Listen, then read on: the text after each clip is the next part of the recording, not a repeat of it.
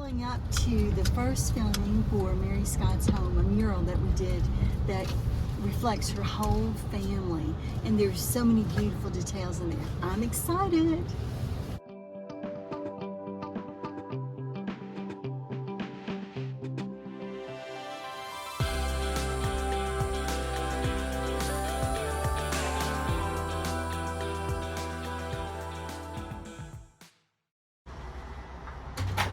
Mary Scott, thank you so much.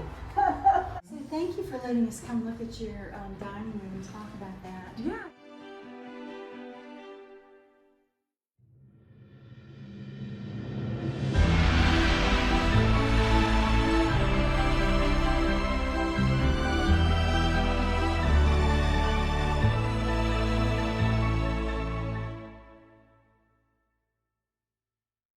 So, Mary Scott, do you remember when we first met? I do. You were doing some work at my mom's house, and I remember her project, so I can't remember the decorator who did it back in the 70s or 80s, it was 80s.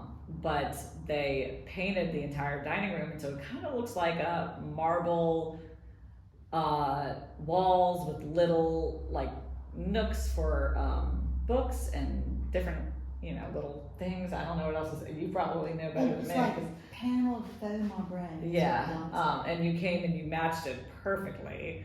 But yeah, I remember I think I was living with my mom during that time too, because I think I was like either renovating or I can't remember what was.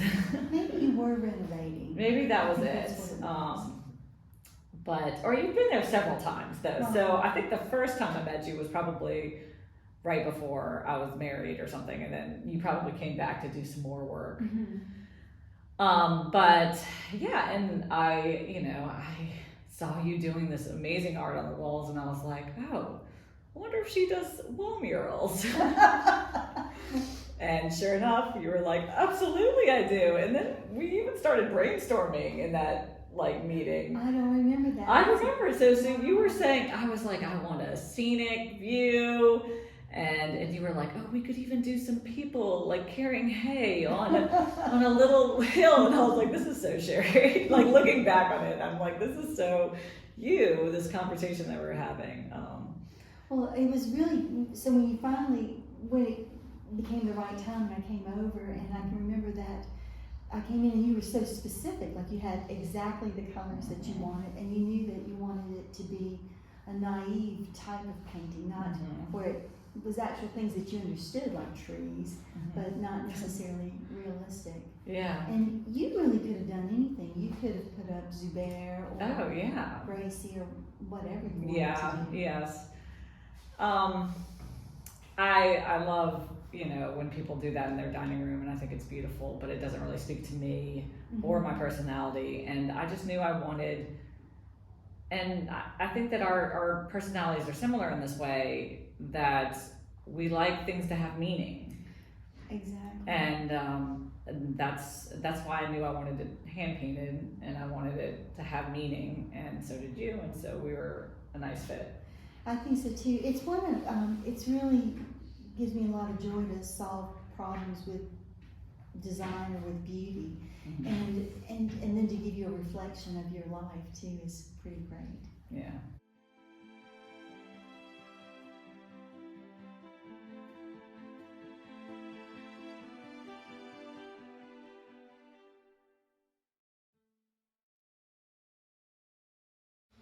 So I remember you had given me some images that you liked as a reference point, and it was really great because it was so specific. But I also got a little bit nervous because I'm like, does she want it exactly like this?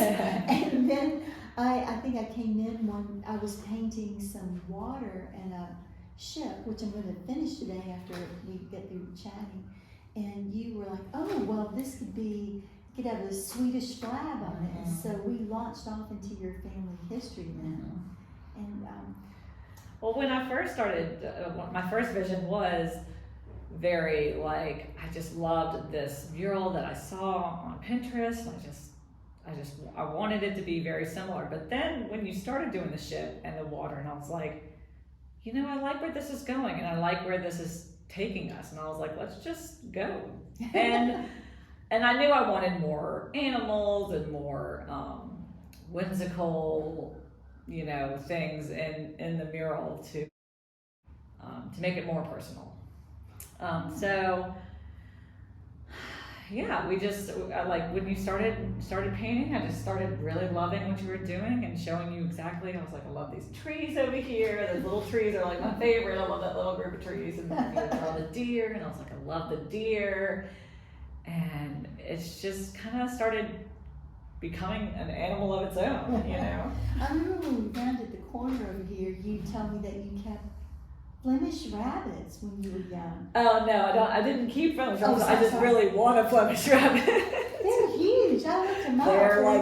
They're like dogs. So they're just giant rabbits that are hilarious and just big and floppy. And I've always wanted one. My mom didn't let me get a lot of pets when I was younger, so I made up for that in college and got a lot of different pets.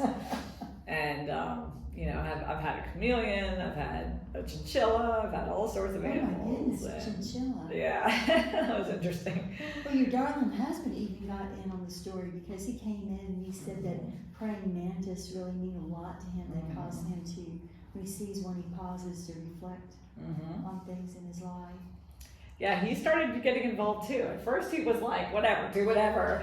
And then he was like, well, this is cool. What if we did this? And what if we put a praying mantis on that tree over there? And what if we, and he started getting more and more involved. And he was like, well, we've got to, if we're going to do the Swedish flower, we've got to do the Guatemalan flower and have both of our heritages, and it's just, so it just kind of went on from there. And it was kind of a snowball effect. Great, I love over there, which we'll take a look at in a minute, the castle. That it was part of his family's history. Yeah, it's from Clan McKinnon, which is now changed to McKinnon when they came to America. But so that's from the Isle of Skye. It's really, and I think I've seen it in movies. I'm like, that's their family castle.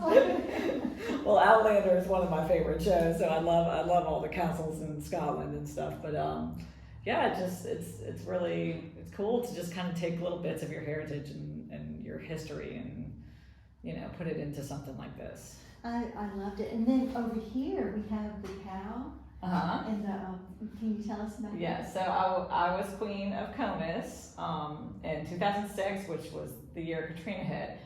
And it was a very intense year, but Mardi Gras that year was so wonderful because the city was rebuilding and rejoicing, and we all just got to celebrate this amazing, magical night, Mardi Gras Day. So it was really great. But the cow is one of the symbols of Comus, and they call themselves the Cowbellions. So they have they have these big cowbells that they come through during the ball and shake, and it's all loud, and so their symbol is the cow and the cowbellion and a rake. So because when they Comus was actually the first organization to parade for Mardi Gras, and all they had back then were rakes and cowbells because they were all and hay carts. Yeah. I mean, they had like little carts and stuff, and so like that's what they paraded the streets in. That's really cool. And you're involved. Your career. You're involved with one of that. Yes, Rex organization. I do their merchandising, and I'm in charge of their store, and so I really enjoy that and being able to be creative with all the things we sell in the store, and so it's really neat. Sounds like a wonderful position. I like to be able to curate this whole display of things that mean have history to them.